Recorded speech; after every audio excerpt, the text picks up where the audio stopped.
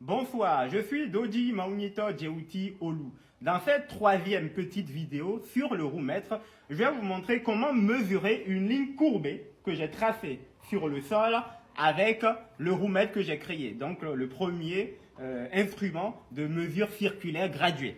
Donc ce roue-mètre est constitué d'une réglette de 150 cm que je vous ai montré précédemment et qui nous permet de mesurer la circonférence, le périmètre de tout ce qui est circulaire, tout ce qui est cercle, et d'un cercle, donc d'une roue. Donc ce roue-mètre est constitué d'une roue de 30 cm de diamètre et donc sa circonférence fait 94,2 cm.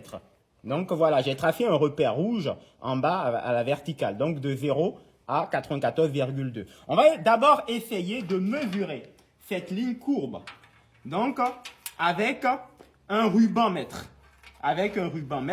Et vous allez voir que c'est assez compliqué à faire. Et que là, ce n'est pas exact et donc c'est presque impossible pour être précis. Donc, on va essayer de le faire de 10 en 10 et il faut l'étendre à chaque fois. De 10 en 10, il faut l'étendre. Et comme vous le voyez, le ruban mètre ne prend pas ou prend difficilement la forme de la courbe. Donc, c'est assez compliqué à tirer. Ce n'est pas pratique. Donc, on va tout simplement prendre le roue-mètre. Et vous allez voir, c'est beaucoup plus simple. Je place le repère rouge au niveau du début de la courbe et je vais simplement rouler jusqu'à ce que le repère rouge revienne en bas. Donc, jusqu'à ce que le repère rouge revienne en bas. Donc là, il est en bas. On a donc parcouru 94,2 cm. On va continuer, puisque la ligne se poursuit.